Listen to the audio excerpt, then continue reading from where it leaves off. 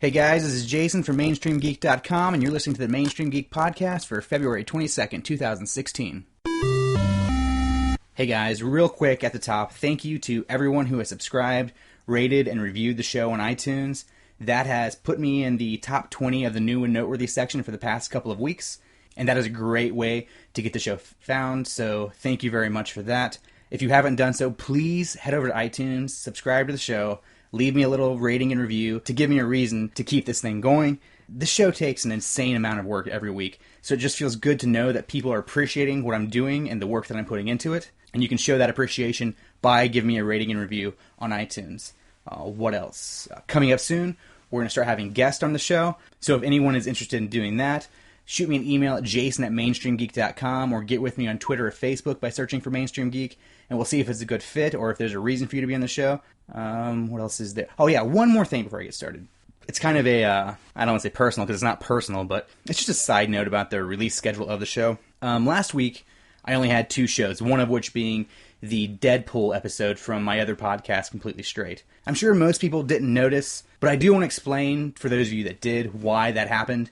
I record each episode about a day or 2 before they come out. And last week I released the Deadpool episode for Monday, like I said before, and then I recorded an episode for Wednesday on Tuesday night. But then Thursday came around and my voice was just shot. I had a super sore throat, and the amount of talking that goes into recording each episode of Mainstream Geek is insane. You have to imagine I'm one guy sitting here talking to himself for, by the time I'm done recording a half-hour episode, I probably have, 45 minutes into recording. So talking for 45 minutes with my voice being shot like that was just a no-go. It just wasn't going to happen. So I thought I'd give myself a little bit of a break on Thursday night and release Friday's episode a little later in the evening by recording when I got home from work on Friday night. But then my wife and I had some super good news. I'm not going to go into what that was, but we had some really good news come through, and we wanted to go out and celebrate.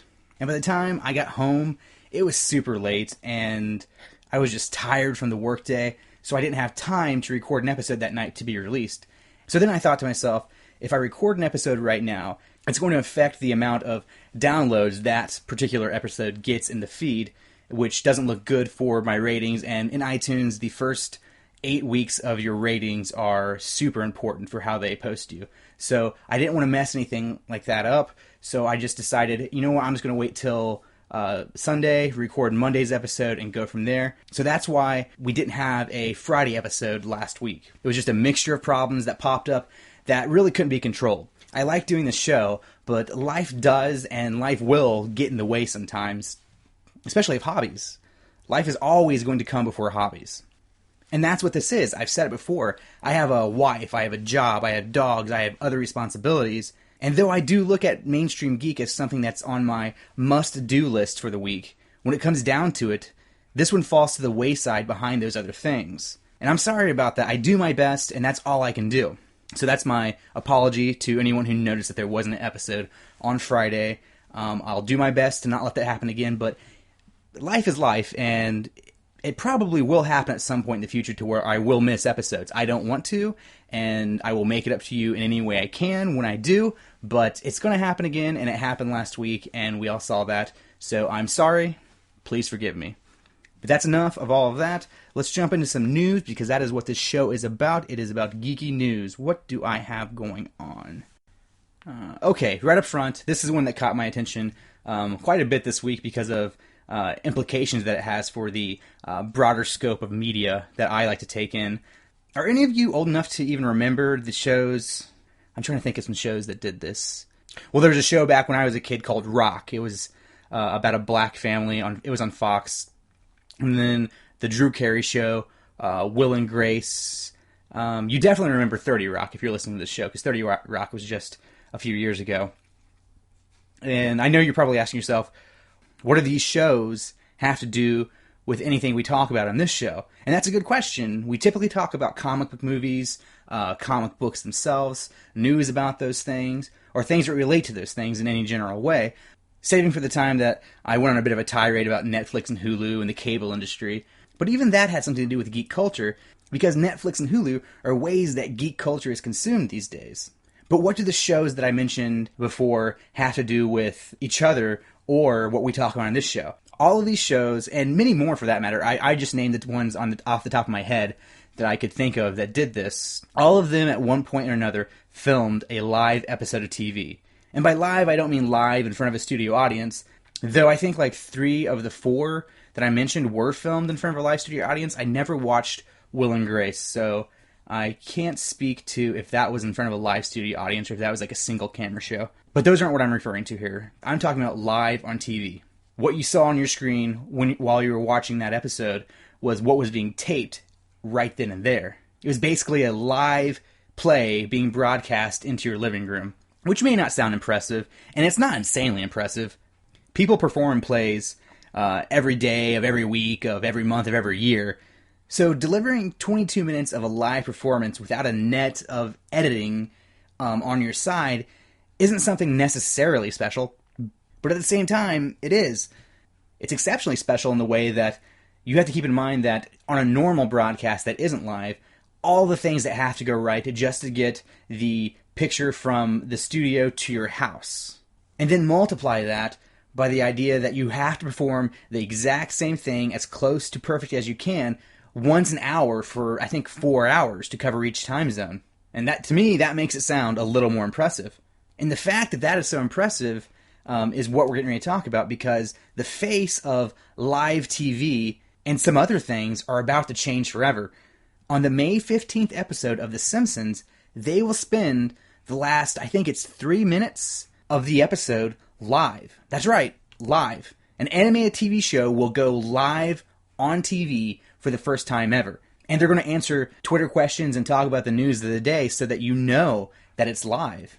And I don't mean that the voice actors from the TV show are going to be sitting in front of the camera and speaking to you. I mean that Homer Simpson will be live on your TV through the use of motion capture.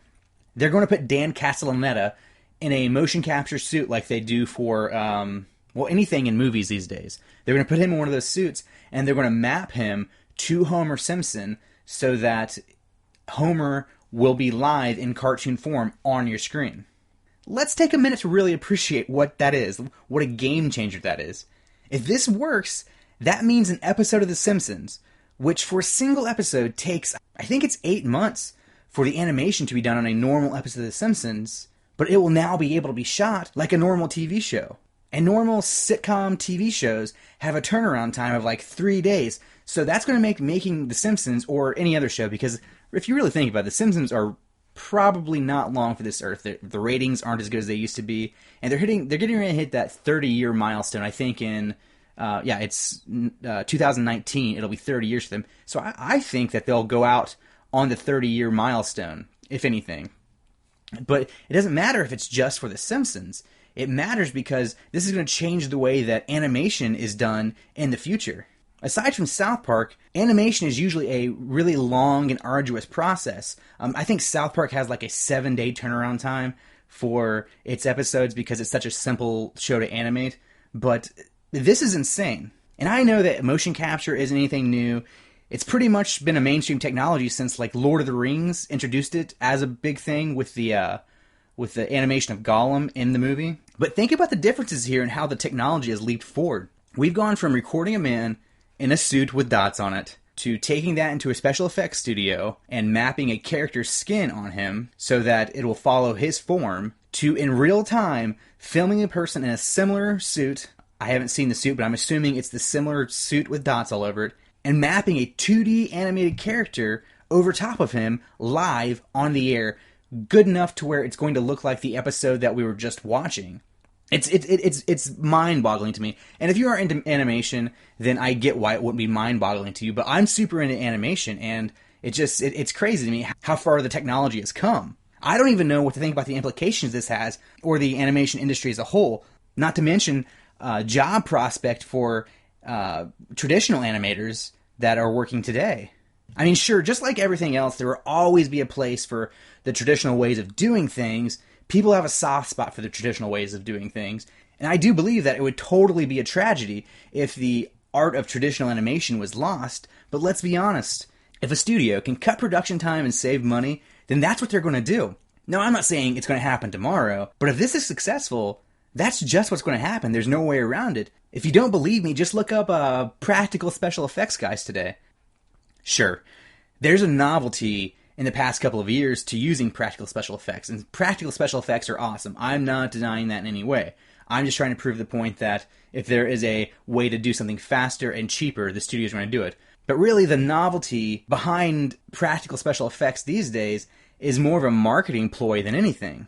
Right now, if a studio says that, I don't know, well, like with Star Wars, when they announced that Star Wars was going to be using practical special effects again, they didn't even have to spend $1 to get that news out there. They just had to tell somebody, and that person had to tell a blog, and that blog put the story out there for them, which is free marketing for the studio. So even though practical special effects are coming back, it is a novelty and a marketing device that's being used to get you into the theater and hear about the movie sooner. So don't be fooled into thinking that it's actually something that's coming back. It's all just a part of the marketing machine for Hollywood.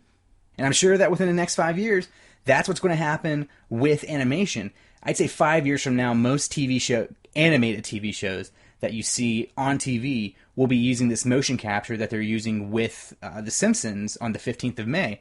And most shows will be animated by people in bodysuits and translating that into characters moving on the screen. But then let's say 5 to 10 years down the line, there will be a novelty behind the idea of traditional animation, a person sitting at a desk, drawing out the 24 different pictures to make a second on the screen. And that will be the way they market to you, and people will fall for it. Not that there's a fall for it, really. I mean, if there's something you want to see, you should see it, by all means. I'm not saying they're tricking you that you're a stupid person for falling for this kind of marketing. I'm just saying that that's definitely what is happening when they announce things like practical special effects or traditional animation.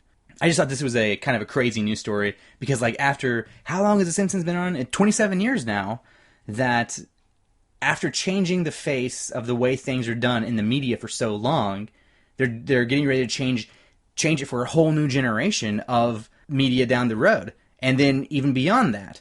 Speaking of live TV, though, did you guys hear about this petition going around? It just popped in my head, so let me just find it, and then we'll move on to another story. There's a petition going around that is to have Deadpool host SNL. It's on change.org. I'm pulling it up right now. Here it is. Okay, so there's a change.org petition going around to have Deadpool appear as the host for SNL. A fan by the name of Andrew Steggy, Stege,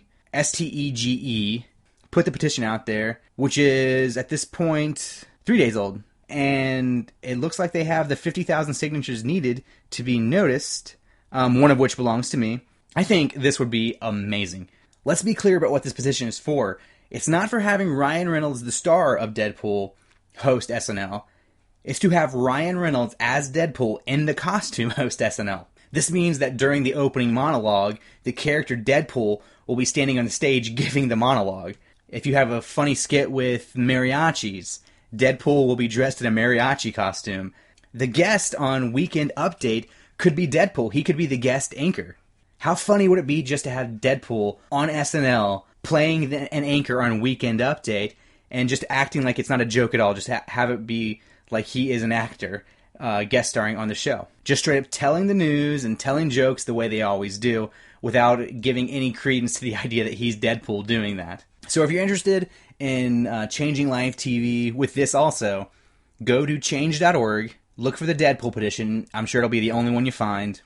Unless you find one that has to do with making a PG-13 version, which is a big thing going around right now. But look for the SNL Deadpool petition, sign it, get it out there, and help it happen. I think that'd be so cool to see. Speaking of Deadpool, let's jump into a little news about him. Deadpool has been out. What is today's date? Today's date, according to my watch, is the 21st. So Deadpool has been out for 9 days now. 10 days if you count the Thursday that had the pre-release, but 9 days now. And it has already made, let's be accurate, because we all know I love accuracy, $235 million. For those of you who don't understand what dollars in Hollywood means, Deadpool was a $58 million movie, and I think it actually had the budget cut, so I think it was more like a $50 million movie, but making $235 million at the box office in 9 or 10 days is insane. What's even more insane than that is that $235 million was in the US only, and maybe Canada. I'm not sure if domestic totals actually include Canada for some reason, but in my head it feels like the domestic totals for movies also include the Canada release. So it's like the North American totals. I could be wrong about that, but I feel like North America as a whole counts towards that $235 million. If I'm wrong, please get on Twitter and let me know, yell at me, but I believe that's the way it is. But globally, the movie is sitting at just below the $500 million mark. I think let's look again for accuracy, it's at $491 million globally. Can you imagine? A movie that by all standards should have had at most moderate success has made 10 times its budget back already. Not only that, but its success is starting to shake all kinds of things in Hollywood up as to what kind of movies are viable for studios to make. I mean, we already know that there's going to be a Deadpool 2 at this point with cable. They announced that in the end credit scene of Deadpool, which is inevitably going to be rated R. You can't make a Deadpool movie now and have it be toy-friendly. A PG-13 rating so that you can sell toys to kids. It just can't happen. The success of Deadpool hinged in a big part on the fact that it was an R-rated movie. Now, the movie was great in itself, but the success of the movie and the marketing had to do with that it was an R-rated movie. But not only is Deadpool 2 happening, it's being said that now, because they've seen that an R-rated movie can be successful even as a superhero movie, that the Wolverine 3, whatever that's going to be called, is going to be rated R. Well, that's not entirely accurate, actually. The quote that this news bite came from actually says that they are working on the movie as if it were an R movie, and if that's what it comes out being after editing and everything, and that's what it best suits the movie, then that's what they'll go with. If it suits the movie better to be PG-13, then that's what they'll go with. I'm guessing, though, Fox is going to see the dollar signs from Deadpool and say that the opposite of what normally happens, which is you need to dull this down to get us a PG-13 rating. They're gonna want to have an R rating. But right now they're saying that they're going to do whatever best suits the movie, which I think is so fantastic, because it's not that I want a Wolverine movie to be rated R. We all know my thoughts on the X-Men franchise. I like them, but I'm not terribly invested in them. So as PG-13 movies up to this point, they've been fine so far. What I love about these comments is that it sounds like they want to focus on making the movie what it needs to be and not focus on making it R so that it can get the same results as Deadpool. Nor should they. Falling into these trends is a big mistake that studios always do when you look at the trend of 3D in movie theaters. Where did that come from? Well, obviously it came from Avatar, and it became such a huge success, and studios saw that they could make money off of doing this thing. So then every fucking movie is a 3D movie, even when it doesn't need to be, even when it shouldn't be. It's a 3D movie. IMAX is the same way. Every movie is going to be IMAX now. 10 Cloverfield Lane is going to be in IMAX 3D. Well, that's a bad example, actually. 10 Cloverfield Lane should be in IMAX if there's a monster to be seen, which is yet to be determined. By the way, if you guys aren't keeping up on the 10 Cloverfield Lane subreddit, you should be. Some cool stuff is going on with all the ARG stuff with 10 Cloverfield Lane. So if you're interested in that kind of stuff, go check that out on Reddit. But studios always fall into these trends that make no sense. I just hope that the R-rated train that it seems like we're going to fall into now isn't a trap that all superhero movies fall into. Deadpool warranted it. Deadpool's source material warranted it. Deadpool's the big thing about Deadpool that worked is that the R rating allowed it to do so many things that made the character different than other superhero movies out there. A movie like, I don't know, Captain America Part whatever wouldn't justify an R rating. It doesn't fit the character. Therefore, it wouldn't fit the movie. Now, I don't think Marvel proper, meaning that not the Fox Marvel, will ever fall into the R-rated trap that the other studios might, because they're owned by Disney, and a big part of Disney's brand is that it's PG-13 is about as dirty as they're willing to go, unless you go to one of their like subsidiaries, like Miramax. I think Miramax is owned by Disney. I think they make R-rated movies. I'm not sure about that, but again, find me on Twitter and let me know. So I don't see Marvel ever going to the R-rated thing, unless it's like in a Netflix capacity. I actually think that the Netflix series so far may already be considered R. I'm not sure. They don't have any F-bombs in there. By F-bombs, I mean fucks. In their Netflix series, I don't think.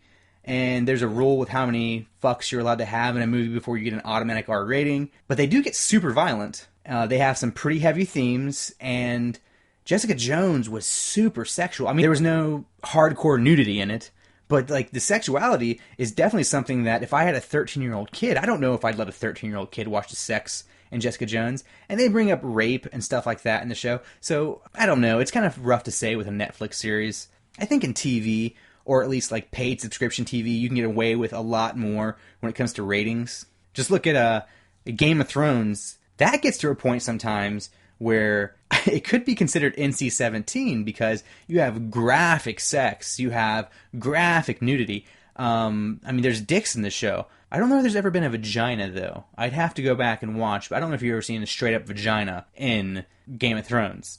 But you've seen a dick. I've seen dicks on Game of Thrones. That's a fact. So Netflix Marvel series can't really be compared to the R-rating thing. But speaking of R-rated movies, here's the thing I'm confused about when it comes to Deadpool. Why is Deadpool being referred to as the first R-rated comic book movie? Every time I hear that, it makes me wonder if ratings even matter or if people even pay attention to ratings. Unless they're told to, like they have been with Deadpool. I mean, just off the top of my head, I can think of, let's see, R-rated movies. Kingsman, definitely an R. Punisher 1 and 2. Well, actually, I don't know if I've seen Punisher 2 all the way through, but Punisher 1, definitely an R-rated movie. I'm assuming that Punisher 2 also was an R-rated movie. Kick-Ass 1 and 2, definitely hard Rs. I think the Blade movies were rated R, but I feel like I've only seen the first Blade movie, so, but it does feel to me like the Blade movies, all three of them, were rated R. Watchmen, definitely an R. There were dicks in that movie. There was a blue dick in that movie. Pretty sure there were tits in that movie, too, so there's that.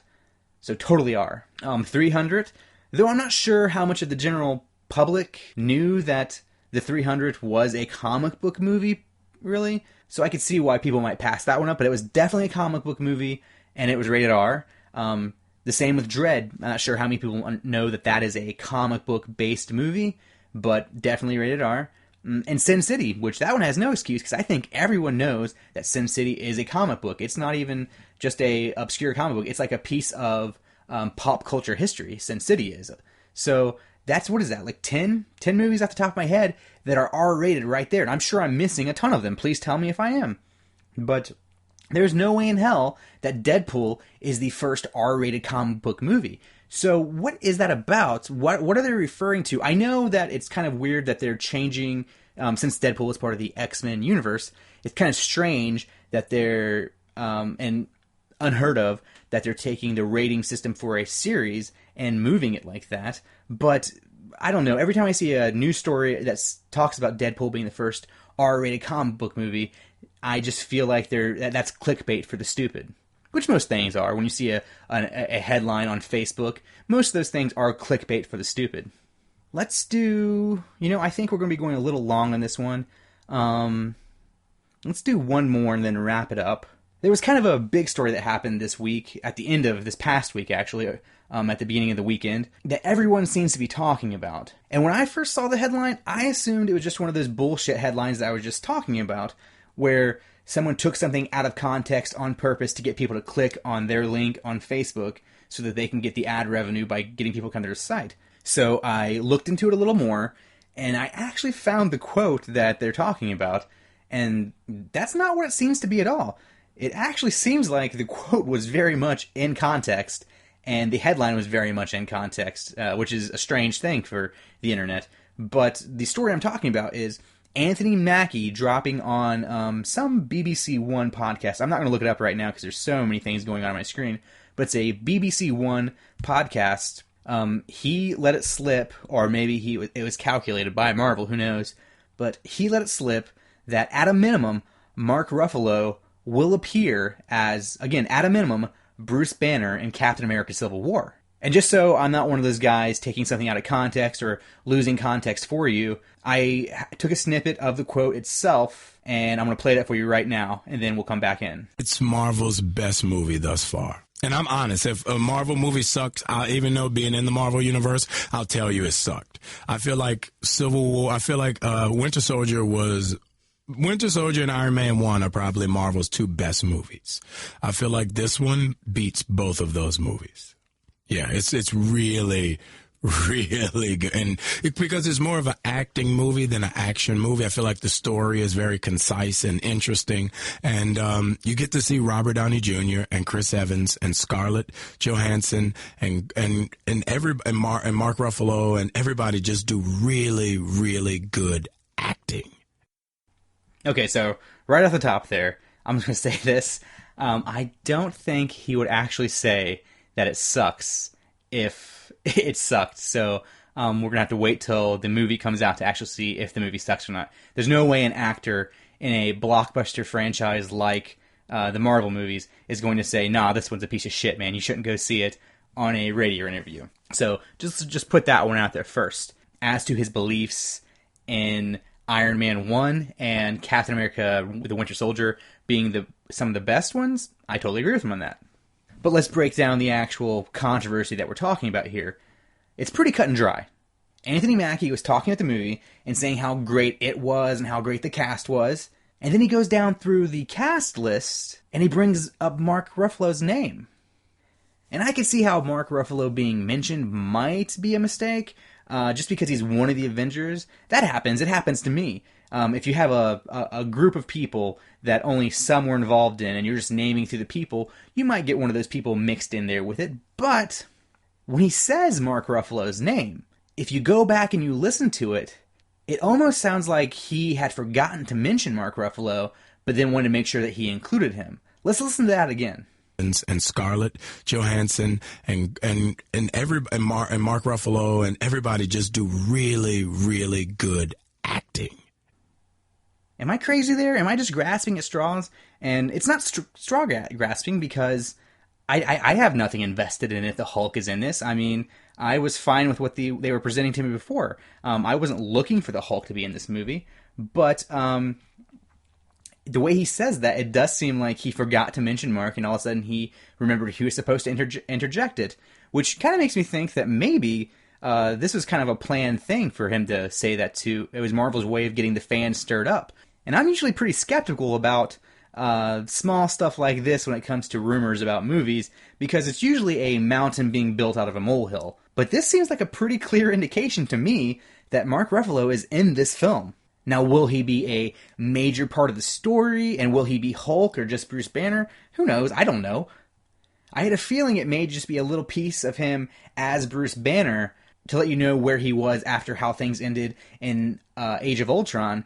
Maybe even like an end credits scene leading into Thor Ragnarok, since we know he's going to be a main character in that. But the more I thought about it, I remembered back to the early days of shooting the movie that there was a story about how the Hulk, or at least Mark Ruffalo, was going to be a part of the film, and it was from Robert Downey Jr. But then that story came and went really fast, almost like they wanted to keep that one under the carpet. So after I remembered that, my imagination just started going out of control, and it got me to thinking about how the plot for Thor Ragnarok was basically going to be Planet Hulk with Thor in the place of Beta Ray Bill. And that got me thinking about how a story like Thor Ragnarok was going to need quite a bit of setup to not seem disjointed in the universe. And I know that the Hulk went missing at the Age of Ultron, but they also said that he crashed somewhere in the South Pacific, which isn't space, to my knowledge. I can't exactly remember where they said he crashed in the Pacific, but it's somewhere in the Pacific, and I don't see how leaving it at that and then all of a sudden him being in outer space really connects things. But since he technically went missing, I mean, they could just pick it up and have it go in Thor Ragnarok and explain how he got there, and that might satiate the easy to please out there, but we all know I'm not easy to please. It would really seem out of continuity to me.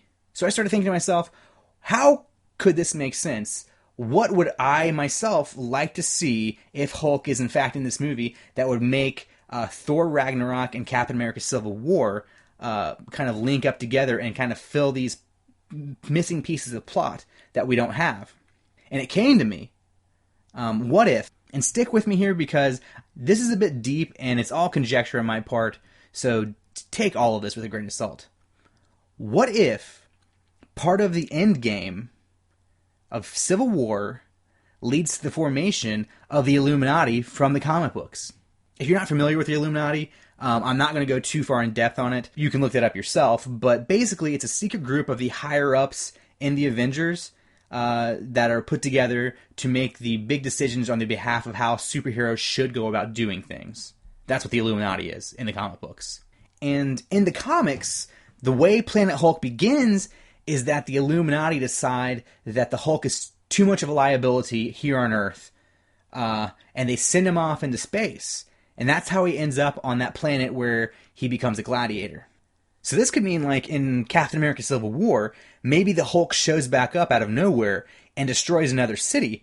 And this is the way that the feud between both sides of Civil War is kind of extinguished because they have to come together to put him down and then send him off into space. And by doing so, they realize they shouldn't be fighting each other.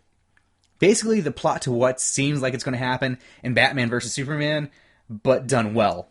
So after giving it all that thought, I kind of hope that the statements made by Anthony Mackie are at least somewhat true. I think it'd be so awesome to see the overall plot of the MCU go in the direction where the Illuminati can exist.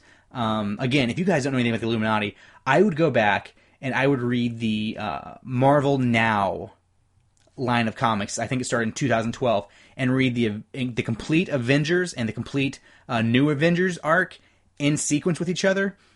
The Illuminati is such a cool group, and it kind of drives the entire story of how Marvel Now turned into the new Secret Wars, and why we have all new, all different Marvel as is right now. That's like my favorite comic arc of all time. Avengers from 2012 up until 2015, and the New Avengers from 2012 up until 2015. Go check that out. But that, my fellow geeks, is where I'm going to end things for this Monday episode of Mainstream Geek. As always, go find the show anywhere you can.